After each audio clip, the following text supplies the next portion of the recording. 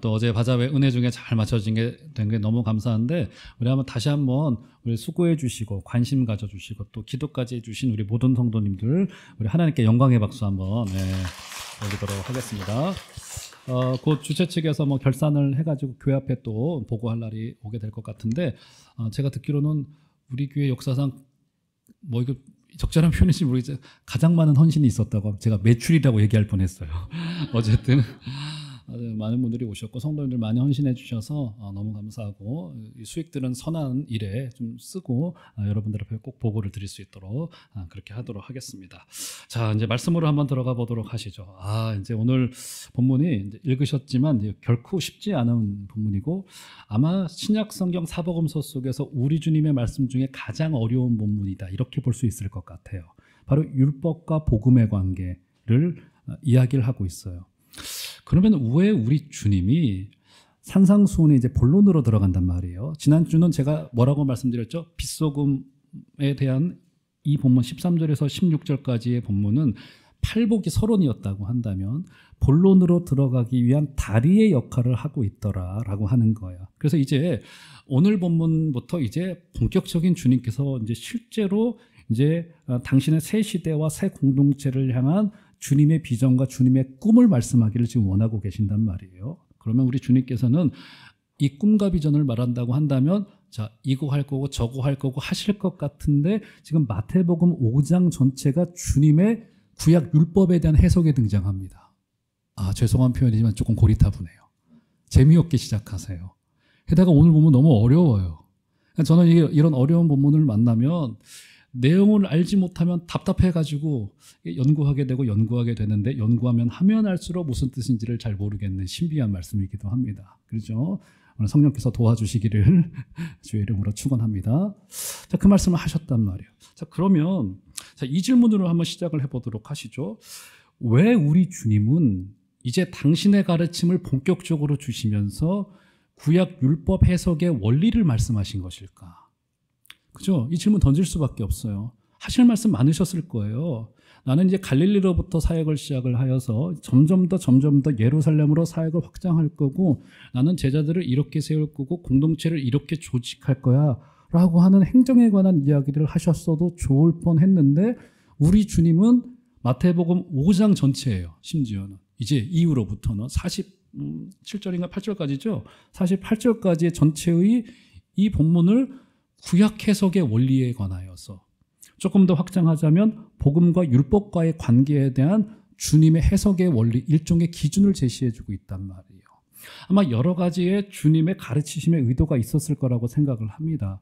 일단은 첫 번째 그 이유는 지난주에 말씀을 드렸던 대로 이제 이 땅에서 우리는 빛소금으로 살아가야만 되는데 우리를 빛으로 부르셨고 소금으로 부르셨단 말이에요. 부름받은 자에게는 이 땅을 살아내야 될 그 원리가 있어야 될 거 아니겠습니까? 뭔가 기준선이 필요했기 때문에 우리 주님께서는 마태복음 5장에서 바로 이 기준을 제시하고 싶으셨던 거예요, 분명히. 그러면 왜 율법과 엮어서 이것을 설명하시는 것일까라고 하는 거예요. 아마 그 이유는 조금 실제적일 거예요. 어떤 의미에서 실제적이냐면 아마도 우리가 2000년 전에 유대인으로서 예수님의 설교와 가르침과 사역을 마주대했다라고 한다면 아마 주님이 행하신 기적보다도 유대인들의 입장에서는 주님의 가르침이 너무너무 파격적이라고 들렸을 거예요. 너무너무 파격적이에요. 우리가 지금까지 알아오던 율법과는 너무 다른데 아마 이 생각이 번뜩 찾아왔을 거예요. 유대인들에게는 이것이 그들의 인생에 지진이 벌어진 느낌이었을 거예요. 아니 우리가 이렇게 고수해왔던 좋다고 생각해왔던 율법의 가르침과 이게 꽤 많이 다르구나라고 하는 사실 때문에 그들의 마음에 부딪힘도 왔을 테고 호기심도 느껴졌을 테고 다양한 반응들이 이제 사복음서에 있는 걸 우리가 확인하지 않습니까? 그렇기 때문에 자연스럽게 주님의 이 가르침이 너무너무 그러니까 강조할 수밖에 너무너무 파격적이기 때문에 아마 그 말씀을 곡해하여서 오해하여서 듣는 사람들이 당시에 생겨났던 것 같아요. 그거 봐라. 우리 주님께서 이 율법에 대한 올바른 해석을 내려주신 것에서 이 절대로 이 율법에 대한 새로운 가치인가 혹은 율법을 폐기하려고 하는 가르침이 우리 주님의 가르침인 거구나라고 하는 오해가 찾아올 수 있을 만했고요. 유대인들이 생각하던 자신들이 평생 지켜오던 유대인들의 제사법, 도덕법, 그렇죠, 여러 가지 법들이 구약의 율법에 근거한 법들이 있을 거란 말이에요.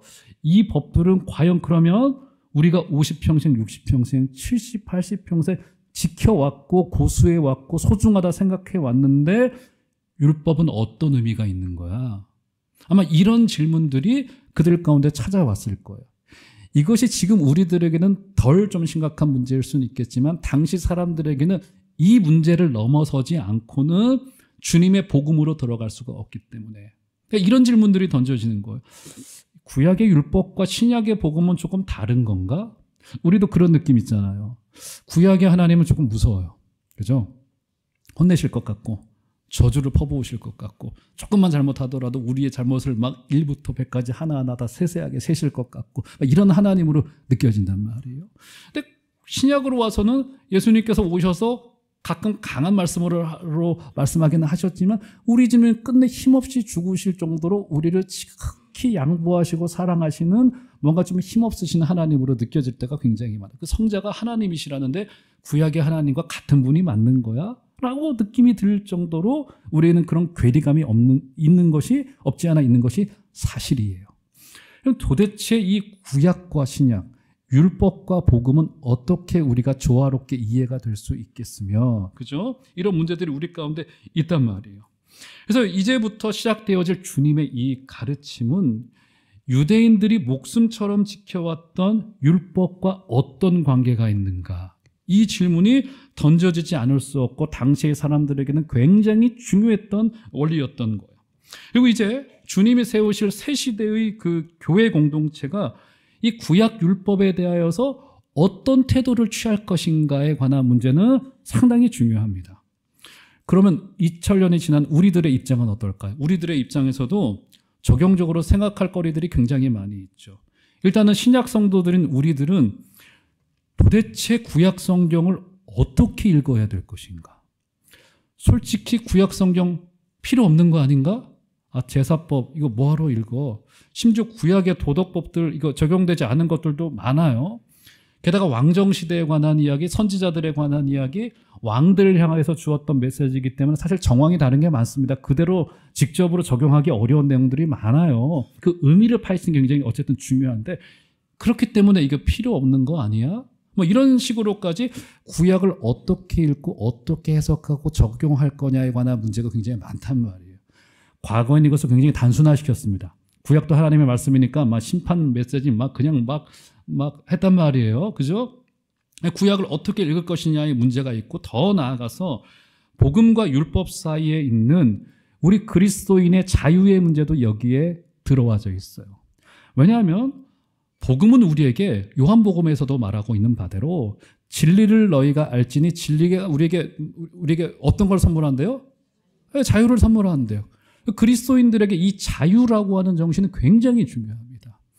그래서 제가 가끔 언급을 드리지만 우리 기독교인들이 이 복음이 발견한 이 자유의 정신이 종교개혁 시대 때 아주 폭발했고요. 그래서 그것이 지금 우리 이 민주사회의 근간이 되고 헌법의 기초가 된 것은 부인할 수 없는 사실이에요. 전부 다는 아니지만 그 정신이 기초가 된 경우들이 굉장히 많아서 서양의 정치 철학자들이 성경의 기초를 둔 내용들이 굉장히 많아요.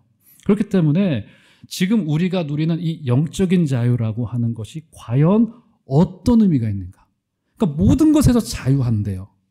그러면 조금 이따도 이제 제가 몇 가지 사례를 말씀드리겠습니다만 그 어떤 것도 나에게 뭐라 할 수 없어라고 하는 개인의 자유의 문제와 이게 어떤 관계가 있는가의 문제까지 가게 된단 말이에요. 자, 그래서 우리 주님께서는 우리에게도 이것이 굉장히 중요한 문제였다라고 한다면 당시에 2000년 전에 유대인들에게는 이 문제는 피할 수 없는 굉장히 중대한 사안이었다. 자, 그래서 그 문제를 오늘 저와 여러분들이 쭉 한번 살펴보면서 우리에게는 어떤 적용거리가 있을지를 한번 결론으로 좀 나아가 보시는 은혜가 있기를 바랍니다. 자, 그러면 주님의 첫 일성을 한번 살펴봐야 되겠죠? 율법에 대한 주님의 태도와 자세를, 주님의 해석을 한번 보시죠. 17절이에요. 5장 17절. 자, 보시면 한번 이거 또박또박 잘 읽으셔야 됩니다. 이걸 오해하시면 안 돼요. 자, 17절 한번 다 같이 읽도록 하겠습니다. 시작. 내가 율법이나 선지자를 폐하러 온 줄로 생각하지 말라. 폐하러 온 것이 아니요 완전하게 하려 함이라. 제가 여러분들에게 저를 바라보시겠어요? 질문을 던져볼게요. 우리가 율법이라고 한다면 대체로 어떤 면에서 비판 정신이 듭니까? 율법이라고 한다면 주로. 율법이 여러분들에게 느낌이 긍정적이세요? 부정적이세요?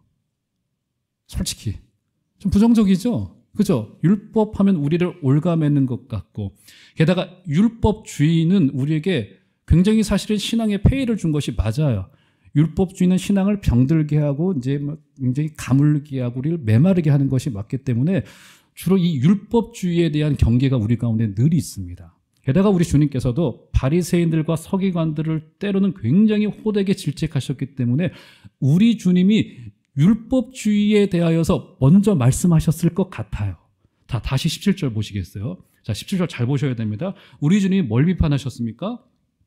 내가 율법이나 선지자는 구약 성경 전체를 가리키는 관용적인, 그러니까 구약을 말하는 거예요. 선지자를 폐하러 온 줄로 생각하지 말라.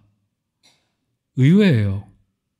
우리 주님이 율법주의를 호되게 질책하신 것 같은데 우리 주님은 오히려 또 다른 극단에 있는 율법 폐기론을 질책하세요. 지금 어떻게 지금 말씀하신 거냐면 이렇게 말씀하신 거, 제가 조금 MSG를 쳐가지고 의역을 좀 해드리면은, 주님은 내가 율법을 폐하러 온 것으로 억측하지 말라, 이 말이에요. 그죠? 이 말이에요. 그러니까 나는 율법을 폐하러 온 것이 아니라 오히려 율법을 완성시키려 왔다라고 하면서 주님의 율법에 대한 첫 일성은 굉장히 긍정적입니다. 굉장히 전향적이에요. 그죠? 우리가 생각하기에 주님은 율법주의를 비판하실 것 같은데 아니요. 율법을 폐하러 왔다고 억측하지 마. 난 율법을 완성하러 온 거야. 그 이야기를 주고 있어서 주님은 오히려 여기서 율법 폐지론, 율법 경시론에 대한 일침을 날리고 계신 거예요. 따지고 보면 당연한 것일 수 있습니다. 왜냐하면 아까도 말씀을 드렸듯이 주님의 가르침들은 이제 굉장히 파격적일 거예요. 주님의 사역도 굉장히 놀라울 것입니다. 그렇기 때문에 주님의 가르침을 듣는 사람들의 입장에서는 이것이 오해가 되기가 딱 십상이었습니다. 아, 그렇구나. 주님의 저 가르침을 봤을 때는 주님은 모든 종류의 구속과 율법을 전부 다 폐지하러 오신 일종의 혁명가이신 거구나.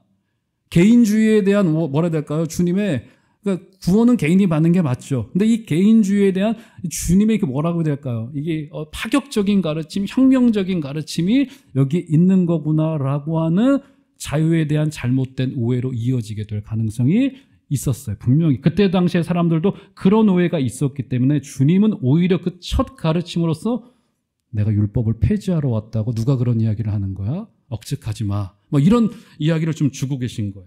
그래서 우리 주님께서는 율법에 대한 비판을 하실 때 율법주의보다는 율법 경시론, 율법 폐지론에 대한 지적을 여기서 하셨던 거예요. 그죠?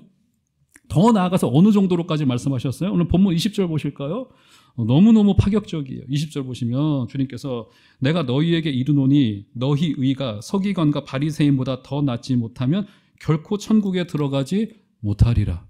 우리 주님께서 뭐라고 말씀하셨습니까? 야, 너희들이 율법주의라고 그렇게 비판하고 정죄하고 있는 바리새인과 서기관들의 의보다 너희 의가 더 낫지 아니하면 너희가 심지어 결코 천국에 들어가지 못하리라 라고 말씀하시면서 우리 성도들에게는 바리새인과 서기관들보다 더 나은 의로 충만해야 된다는 사실을 좀 강조하고 있는 거예요.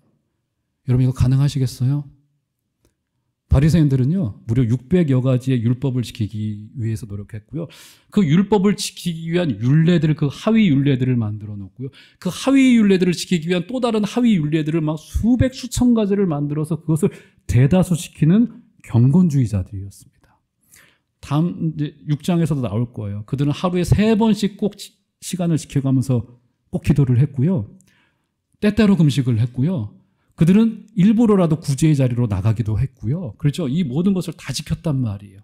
근데 우리 주님께서는 뭐라고 말씀하셨냐면 그들의 의보다 우리 성도들이 더 나은 의를 가지고 있지 않으면 결코 천국에 들어가지 못하리라. 제가 한번 여러분들에게 여쭤볼게요. 바리새인과 서기관들보다 우리가 더 잘하겠습니까? 못할 것 같아요, 저도. 그럼 도대체 오늘 말씀의 결론으로 가면서 이 더 나은 의라고 하는 게 과연 무엇인가에 관한 결론으로까지 오늘 가야 될 거예요. 그리고 우리에게 더 나은 의로 충만하게 될 때 그것은 바리새인과 서기관들과 전혀 다른 의가 우리에게 있을 것이다 라고 하는 사실인 겁니다. 어쨌든 여기서는 우리 주님께서는 반율법주의, 율법 폐기론을 비판하셨던 거예요. 오히려. 그럼 복음은 분명히 죄인들을 죄에서 자유롭게 만듭니다. 우리 성도들을 구속할 수 있는 것은 아무도 없어요. 그래서 우리 성도들에게는 이 자유의 정신은 굉장히 중요해요. 그 자유의 정신은요, 지금 이 민주사회의 근간이 된 우리 자유민주주의의 그 근간이 된 게 맞아요. 미국의 에머리 대학교 같은 경우들은 그 법과대학에서 어떤 연구를 하고 있냐면 성경 속에 있는 자유의 정신과 복음의 내용이 지금 이 민주사회에 어떤 근간이 되어졌고 이 헌법에 어떤 기초들을 제공했는지에 관한 연구를 막 하거든요. 전부 다는 아니겠으나 서양 철학사와 서양 이 정치사에서 이 복음의 자유의 정신이 지금 민주사회의 근간이 된 것이 굉장히 맞아요. 굉장히 중요합니다. 왜냐하면 복음 자체가 이 자유라고 하는 정신을 갖고 있기 때문입니다. 그죠? 그런데 우리 주님께서는 무엇을 지적하고 싶으신 거냐면 이 자유는 모든 것에서 자유하게 되는 그 자유가 맞지만 모든 것을 할 수 있다거나 아무 것이나 할 수 있는 자유는 절대 아니라고 하는 사실을 주님께서 말씀하고 계신 거예요. 그래서 이 반율법주의, 즉 율법 폐기론은 율법주의만큼이나 개인의 신앙에 굉장히 심각한 데미지를 줍니다. 데미지를 주고요. 이 율법주의만 우리가 늘 경계를 하는데 반율법주의, 율법 폐기론은 교회에 심각한 타격을 지금까지 입혀왔어요. 제가 몇 가지 사례를 들어드릴게요. 교회사 속에 있었던. 자, AD 2세기경에 있었던 대표적인 인물이 바로 이 마르시온이라고 하는 인물이에요. 이 사람이 한마디로 하나님의 은혜를 크게 받았습니다. 성령의 이 경험을 엄청 뜨겁게 했던 인물이었던 것 같아요. 그때 당시 막 기도를 하다가 하나님의 은혜를 받기도 하고 이제 그랬던 인물인데 그러다 보니까 이제 성경이 막 이제 신약 성경이 조합되어지고 모아지려고 하고 있을 그때 마르시온이 성령의 은혜도 받았지만 굉장히 똑똑했던 사람이었던 것 같아요. 그래가지고 그가 스스로 사복음서를 편집하고 정리하기 시작을 합니다. 정리하다 보니까 마태복음 속에 여러분 지금까지 읽어보신 바대로 구약 성경에 많이 인용이 되어 있습니까? 안 되어 있습니까? 엄청나게 많이 인용되어져 있죠. 특별히 이사야서 등이 많이 인용되어져 있단 말이에요. 마르시온이 마음이 불편한 거예요. 아니 모든 것에서 자유하는데 구약의 율법의 내용들과 선지서의 내용들이 들어가져 있다는 것을 그가 견디지를 못해서 그의 편집한 그의 개인적인 성경 속에서는 구약 성경 인용된 부분들을 마태복음에서 전부 다 제거하고 읽기 시작을 합니다. 놀랍죠? 그런 다음에 이 마르시온의 제자들은 한 수를 더 떠서 오늘 본문의 17절, 5장 17절 다시 한번 보시겠어요? 5장 17절을 그들 나름대로 어떻게 해석해서 성경에 기록해 넣냐면 제가 읽어드릴게요. 마르시온 성경은 이렇게 기록되어져 있습니다. 17절이. 내가 율법이나 선지자를 완전하게 하러 온 것이 아니요 폐하러 왔노라 라고 하면서 주님의 이 말씀을 완전히 뒤집어서 율법을 폐지하러 왔다고까지 잘못 오역하여서 의도적인 오역이죠. 하면서 모든 율법 다 필요 없어. 모든 규칙 다 필요 없어. 뭐 이런 자리까지 나가게 됐던 거예요. 그죠? 그러니까 성도를 얽맬 수 있는 모든 법은 폐지되었고 사랑의 법 외에는 없는 거야. 뭐 자리까지 갔던 것이 이 마르시온이 가지고 있었던 사상이고 당시에 이제 이단으로 총회에서 사실은 정죄가 됐죠. 자, 아무래도 극단적인 사상과 현장으로 드러나게 됐겠죠. 자, 그러면 우리나라에는 없었느냐? 아니요, 있었습니다. 자, 100여 년 전쯤에 있었던 일본 제국주의 시대 때 아주 왕성하게 활동했던 무교회주의가 아마 대표적인 사례라고 볼 수 있을 것 같습니다. 무교회주의자 중에 대표적인 인물이 누구냐면 김교신이라고 하는 분이에요. 김교신 목사님인데 저는 이제 이분의 그 복음을 향한 그 순수한 열정은 저는 존중해야 된다고 생각을 합니다. 굉장히 뜨거웠던 분이시고 그때 당시 이제 도탄에 빠진 나라와 민족의 지금 일제 치하에서 얼마나 고통하고 그 신음하고 있었겠어요. 근데 교회가 그때 소망이 되어줘야 되는데 그때나 지금이나 교회가 교파가 갈라져서 교단끼리 막 마음과 뜻과 정성을 다해서 막 싸우고 있으니까 김교신 목사가 그것을 보고는 참아내질 못한 거야. 처음에는 교회 개혁 운동으로 시작을 했습니다. 근데 그러다가 그 개혁 운동이 점점 더 개혁을 외치다가 아예 이제 제도적 교회를 향한 폄하, 조롱, 게다가 제도적 교회 필요 없어 자리까지 간 거예요. 직분도 필요 없고 당회도 필요 없고 총회 이거 다 잘못된 거니까 다 없애 이 자리까지 갔고요. 어느 정도 자리까지 갔냐면 교회의 예전들 뭐 성찬식, 세례식, 예배식 이거 전부 다 율법주의야. 그런 의식들 전부 다 필요 없는 거예요. 전부 다 지워버려. 개인이 은혜 받고 기도하고 말씀 읽는 것만 중요한 거지 라고 하는 자리까지 간 것이 이 무교회주의예요. 무교회주의가 그때 당시에 총회에게 어쨌든 이단으로 정죄가 되어졌고 지금 무교회주의자들이 한국교회 안에 아주 소수, 극소수가 남아져 있지만 이제는 거의 영향력이 없는 수준으로까지 이르게 된 것이 바로 율법, 물론 무교회주의를 율법 폐기론으로만 설명할 수는 없지만 율법 폐기론의 대표적인 사례라고 볼 수 있겠다 이렇게 볼 수 있는 것 같아요. 그래서 이런 반율법주의는 기존 교회에 대한 개혁과 그 비판을 넘어서서 아예 제도적 교회 필요 없고 내 개인이 내가 하나님을 만나는 것만이 중요하고 그 누구도 교회의 어떤 조직도 어떤 모임도 나한테 뭐라 할 수 없어 자리까지 갔던 것이 100여 년 전의 무교회주의자였고 율법 폐기론의 역사였던 거예요. 자, 그러면 요즘 시대 때는 어떠냐는 거예요. 요즘 시대 때 저는 요즘 시대 때 교회에는 훨씬 더 난처하고 어려운 상황에 처해져 있는 것은 아닌가 싶은 생각이 들어지게 됩니다. 요즘에요, 사실 교회는 하나님이 예수님이 세우셨기 때문에 교회는 저는 분명히 성경이 선언하고 있기를 교회는 절대적인 공동체예요. 그 말은 뭐냐면 교회는 역사의 부산물도 아니고요. 우리의 필요를 채워주고는 있지만 교회는 우리의 필요에 의해서 생겨난 단체가 아니라고 하는 사실인 겁니다. 교회는 절대적인 기관이에요. 가정과 더불어서. 우리 하나님이 세우신 유이한 기관이 가정과 교회이기 때문에 죄송하지만 기업도 아니고요. 학교도 아닙니다. 이것은 다 필요해서 생겨나게 된 거예요. 근데 오직 교회와 가정만이 하나님이 세우신 유이한 기관이고 이것은 하나님의 영원한 나라까지 이어지게 될 절대적인 기관이에요. 근데 지금 많은 곳 속에서 이것은 교회가 잘못한 부분이 꽤 많이 있지만 하지만 이것이 지금 이 시대의 포스트 모더니즘 이 개인주의와 강하게 결합이 되어져서 이제 교회 필요 없고 교회가 개인에게 부과하는 순종에 대한 의무나 무슨 어떤 것도 나는 전부 다 자유하게 됐어. 왜 나한테 뭐라고 해 하지 마. 라고 하는 자리까지 간 것이 시대의 사상인데 이것은 100년 전의 무교회주의나 마르시온만큼 때나 굉장히 강력하고 교회를 병들게 하고 있습니다. 굉장히 병들게 하고 있는 것이 사실이에요. 개인의 기호와 개인의 생각과 내가 원하는 것이 진리가 된 세상이기 때문에 말씀이 취사선택되어지게 된 굉장히 위험한 상황이 이 반율법주의, 율법 폐기론 속에 담겨져 있는 것이다. 개인의 마음에 만족을 주기 때문에 이것은 어마어마한 마약과도 같은 상황이 될 수도 있다는 사실이에요. 그죠? 우리 주님께서는 그래서 너무나도 놀랍게도 율법에 대한 경고를 날리시면서 율법주의가 아니요. 물론 뒤에는 율법주의에 대한 경고를 날리시지만 첫 일성은 율법 폐기론에 대한 이야기를 주님께서 오히려 지금 지적하신 거예요. 우리 주님 말씀 다시 한번 보세요. 그래서 20절 다시 보시면 이런 말씀을 주셨어요. 내가 너희에게 이르노니 너희 의가 서기관과 바리새인보다 낫지 못하면 결코 천국에 들어가지 못하리라 라고 하면서 야 너희들이 그렇게 정죄하고 있는 이 서기관과 바리새인들 정죄하지 마. 너희들의 의가 그들보다 낫지 않으면 율법주의자들보다 낫지 않으면 결코 천국 백성 되지 못할 거야 라고 하면서 성도 안에 더 나은 의가 우리 가운데 있어야 되는 점을 강조하신 거예요. 자, 그러면 이쯤 와서는 이제 알겠습니다. 우리 주님이 율법에 대한 긍정을 하셨단 말이에요. 자, 그러면 구약의 이 율법이 궁금하잖아요. 도대체 어떤 목적을 가지고 기록되었느냐는 겁니다. 제사법 읽기도 힘들어요, 솔직히. 구약의 도덕법은 해당되지 않는 게 너무 많아요. 우리 돼지고기 먹어도 됩니다. 그죠? 여러 정황들이 많이 바뀌었고 이 해석은 굉장히 복잡하기도 하고 어렵단 말이에요. 선지서의 여러 이야기들은 열왕들 사이에서 여러 왕들에 관한 기록들 사이에서 있었기 때문에 지금 우리는 왕정시대가 아니기 때문에 그대로 적용하기 어렵단 말이에요.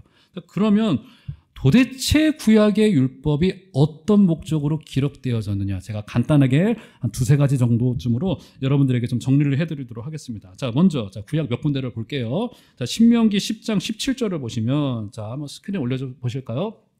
자, 여러분 저를 좀 도와주시면 좋겠습니다. 한번 다 같이 한번 한 소리로 좀 읽어보도록 하겠습니다. 시작. 너희의 하나님 여호와는 신 가운데 신이시며 주 가운데 주시오. 크고 능하시며 두려우신 하나님이시라. 사람을 외모로 보지 아니하시며 뇌물을 받지 아니하시고. 예, 율법의 첫 번째 굉장히 중요한 첫 번째 기능이 뭐냐면 하나님은 우리에게 율법을 주셔서 우리에게 당신이 어떤 분이신지를 알리신다는 거야. 그러니까 율법의 첫 번째 기능은 하나님이 어떤 분인지를 알리세요. 신명기 10장 17절 이외에도 여러 군데 율법에서 하나님은 당신이 어떤 분이신지를 우리에게 이렇게 드러내십니다. 이거를 이제 죄송하지만 영어를 쓰면 이게 리빌이에요. 이렇게 드러내다, 감추어졌던 것을 이렇게 드러내. 그러니까 하나님이 당신이 어떤 분인지를 우리에게 말씀하지 아니하시면 우리는 하나님을 알 수가 없어요.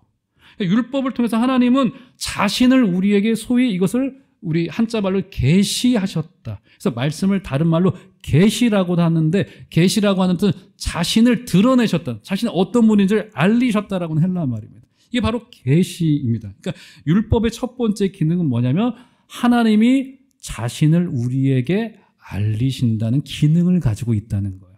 자, 그러면 제가 여러분들에게 여쭤볼게요. 한 사람이 한 사람에게 자기가 어떤 사람인지를 알려요. 아, 저는요, 이름이 우상현이고요. 아, 키는 175되고요. 저는 나이는 54고요. 뭐 이렇게 살아왔, 고향은 충청도고요. 뭐 이렇게 살아왔습니다. 이렇게 스스로를 알린단 말이에요. 한 사람이 다른 사람에게 자기를 왜 알리죠, 여러분? 자, 이 비유가 적절할지는 모르겠습니다. 여기 이제 중매로 결혼하신 분들 꽤 되시죠? 그죠? 우리 옛날 선배님도 중매로 결혼하셨고, 요즘에는 소개팅이라고 하지 않습니까? 이 얘기를 해도 될지 모르겠네요. 저는 일생 속에 딱 한 번 소개팅을 해봤습니다. 21살 때인가요? 딱 한 번 소개팅을 했는데, 그 자매님 어떤 분이시냐면, 침례신학대학교 오르간 반주하시던 자매님이셨습니다. 누가 뭐 억지로 한번 해봐라. 진짜 억지로였어요. 진짜. 왜 이렇게 제가 변명을 해야 되는지 억지로 나가서, 진짜 끌려나가서. 저는 그때 기도밖에 몰랐던 사람이기 때문에. 억지로 끌려나갔단 말이에요. 근데 거기 가서 이제 그 자리에 앉아서 저는 그런 게 모르는 사람하고 앉아있는 게 너무 어색해. 10분 만에 일어나서 나오고 싶더라고요. 그죠? 근데 그런 자리에 어떤 사람이 만나서 자기를 알려요. 제 이름은 누구누구고요. 저는 어느 학교를 나왔고 이런 취미를 가지고 있고요. 이런 일을 좀 해보고 싶고요. 이런 꿈을 가지고 있습니다. 어떤 사람에게 자기를 알린단 말이에요. 왜 알리는 거죠, 여러분? 왜 알리는 겁니까? 교제하고 싶어서. 그렇잖아요. 그 사람에게 나를 알림으로써 알리는 사람은 상대방과 깊은 관계로 가기를 원하는 거예요. 우리 하나님이 긴 구약 성경을 통하여서 당신이 어떤 분이신지를 우리에게 알리셨어요. 그 이유가 뭐예요? 하나님이 우리와 만나고 싶으신 거예요. 나는 너와 교제하고 싶어. 나는 너를 더 알고 싶어. 나는 너를 절대로 놓지 않고 너를 구원할 거야. 이거 내 약속이야. 나는 다윗의 나라까지 세워서 너를 구원하기 위하여서 라고 하시는 것이 구약의 율법 속에 담겨져 있는 율법의 첫 번째 기능인 거예요. 하나님이 율법을 통하여서 당신이 어떤 분인지를 알리셨습니다. 그러면서 우리와 교제의 자리로 들어가기를 원하시고 당신을 알리시면서 우리가 하나님을 알기를 원하시고 계신 거예요. 사랑하는 종암제일교회 성도 여러분, 우리 구약의 율법을 통해서도 하나님을 알아가시는 여러분들 되시기를 부탁을 드리겠고, 이번 한 주간에도 우리에게 먼저 다가오시고 손을 내미시고 당신을 알리시는 주님과의 깊은 교제의 자리로 들어가게 되시는 은혜가 있기를 주 이름으로 축원합니다. 율법의 첫 번째 기능 자기 계시, 하나님의 자기 계시라는 거고요. 자, 그러면 두 번째 기능이에요. 한번 볼까요? 자, 신명기 10장 13절 올려줘 보시면 자, 이 기록이 있습니다. 자, 한번 다 같이 읽도록 하겠습니다. 시작. 내가 오늘 내 행복을 위하여 내게 명하는 여호와의 명령과 규례를 지킬 것이 아니야. 저기 쓱 첫 번째 줄에 있죠. 내가 오늘 내 행복을 위하여 명령을 주었다는 겁니다. 저것은 이스라엘의 공동체에게 주었던 명령인 거예요. 무슨 말이 되냐면 율법의 두 번째 기능이 뭐냐면 공동체의 최소한의 안전과 선이 유지되도록 죄를 억제하는 거예요. 죄를 억제해서 이 율법이 공동체를 지켜가는 최소한의 울타리로서 주어지게 된 겁니다. 그러니까 율법은 죄를 억제하는 기능이 있는 겁니다. 그래서 공동체의 선과 행복이 유지될 수 있도록 하는 거예요. 그러니까 율법의 바로 그 시작점이 뭐냐면 최소한의 기준선이 필요한 거예요. 공동체가 유지되기 위하여서는. 그래서 나쁜 짓을 하지 않도록 사실은 근데 일반 법령도 마찬가지죠. 죄를 억제하게 하고 이 경계선을 줌으로써 사람으로 하여금 경계선을 넘지 않도록 하게 하고 하는 역할들을 하는 것이 공동체가 선하고 아름답고 행복을 위하여 유지될 수 있도록 하는 것이 율법의 두 번째 기능이다라고 하는 거예요. 우리에게 이 최소한의 것이 있지 않고는요. 사실은 영성생활도 그리 쉽지는 않습니다. 제가 지금 제자훈련하고 제자훈련 저랑 함께하고 계신 분들 계신데 하면서 이제 제가 이제 아주 사실은 조금 이제 아주 강한 건 아닙니다만 중간 정도의 이제 세기로 제가 이제 숙제도 좀 내드리고 저분들은 하루에 30분씩 혼자 기도하고 숙제를 내야 됩니다. 했다는 체크를 해서 저한테 내야 됩니다. 처음에 좀 힘드셨을 것 같아요. 근데 하다 보니까 은혜가 되는데 어떤 고백을 하시냐면 이것마저 없었으면 제가 기도했을까요? 뭐 이런 고백을 해요. 사람은 죄인이고 저도 죄인이기 때문에 사람에게는 일종의 기준선이 있지 않고는 사실은 하나님의 은혜로 나가기가 조금 어려운 면이 있습니다. 이게 바로 두 번째 율법의 기능인 거예요. 그렇죠? 두 번째 기능이고요. 자, 그러면 세 번째 기능으로 가는데 자, 그러면 죄를 억제하는 것만이 최종의 율법의 목적이냐? 그렇지 않아요. 한번 볼까요? 자, 신명기 10장 12절을 보시면 자, 이 기능이 있습니다. 한번 다 같이 한 소리를 읽도록 하겠습니다. 시작. 이스라엘아, 내 하나님 여호와께서 내게 요구하시는 것이 무엇이냐?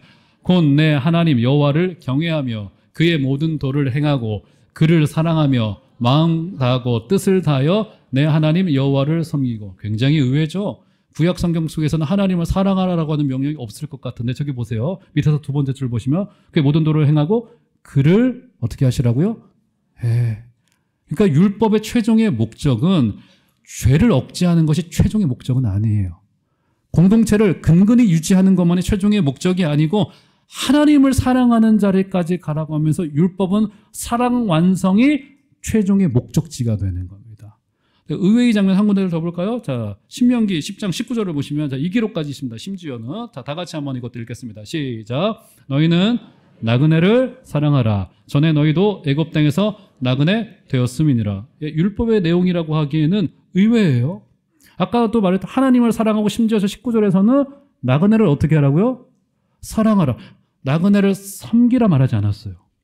나그네를 섬길 때는 말이야. 자, 1번 이렇게 하고 2번 너희들이 한 달에 한 번씩 헌금하고 3번 그들을 한 달에 한 번씩 위해서 기도해주고 4번 한 달에 한 번씩 찾아. 아니에요. 율법이 뭐라고 말해요? 나그네를 굉장히 포괄적으로 사랑하라고 이야기해요. 그러니까 율법의 최종 완성은 결국 이 사랑의 계명으로까지 가게 되는 것이 율법의 목적인 거예요. 이 세 번째 굉장히 중요한 율법의 기능인 겁니다. 구약의 율법조차도 하나님을 사랑하고 이웃을 사랑하는 자리까지 가도록 우리에게 촉구하고 있는 거예요. 이거 굉장히 중요한 율법의 기능인 거란 말이에요. 자, 세 가지 다시 한번 정리해 볼까요? 율법은 첫 번째, 하나님이 자신을 드러내고 알리신다라고 하는 계명. 두 번째, 죄를 억제합니다. 세 번째, 죄를 억제하는 것을 넘어서서 우리에게 사랑의 계명을 실천하도록 촉구하고 있어요. 자, 그러면 말씀의 결론으로 가겠습니다. 자, 그런데 문제가 무엇이냐면, 자, 성경 한 군데 올려줘 보실까요? 신명기 11장 1절 올려줘 보시면, 자, 이 기록이 있습니다.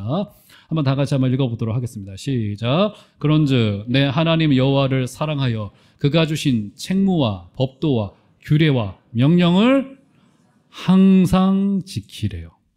제가 한번 여러분들에게 여쭤보겠습니다. 여러분 신앙의 도리를 항상 지키고 계십니까? 어떠세요? 분명히 율법은 항상 지키래요. 여러분 이거 가능하겠습니까? 여기 서 있는 목사야 늘 말로 잘난 체 하는 사람이니까 잘 지킬 것 같지만 안 돼요. 항상 지키래요. 절망할 수밖에 없어요. 게다가 야고보서 2장 10절 보시겠어요? 2장 10절. 야고보서 2장 10절 그 다음 구절 올려보시면 심지어는 야고보 사도는 이런 지적을 합니다. 자, 제가 읽어드릴게요. 누구든지 온 율법을 지키다가 그 하나를 범하면 모두 범한 자가 되나니. 그러니까 99까지 잘 지켰는데 마지막 하나를 지키지 못하면 율법 전체 100을 전부 다 범한 것이 된대요. 자, 한번 여러분들에게 다시 한번 여쭤볼게요. 율법의 의를 우리가 완성시킬 수 있겠습니까, 여러분? 불가능한 이야기죠? 그죠? 그래서 율법의 중요한 결론으로서 신학적인 기능이에요. 바로 이게 뭐냐면 로마서 3장 20절 올려줘 보시면 이 기록이 있습니다. 그러므로 율법의 행위로는 그의 앞에 의롭다 하심을 얻을 육체가 없나요? 너무너무 동의해요. 그렇죠? 율법의 행위로는 하나님의 의에 도달할 수가 없어요. 그러면 율법은 어떤 역할을 하냐? 율법으로는 뭘 한대요? 우리의 죄를 깨달아요. 이게 율법의 신학적인 기능. 율법 앞에 우리는 절망해요. 그렇구나. 내가 하나님께 갈 수가 없구나. 내가 우리 하나님의 의에 도달할 수가 없는 존재인 거구나. 나는 200% 죄인인 거구나. 라고 하는 사실을 깨닫게 되는 굉장히 중요한 본질적인 기능이 있어요.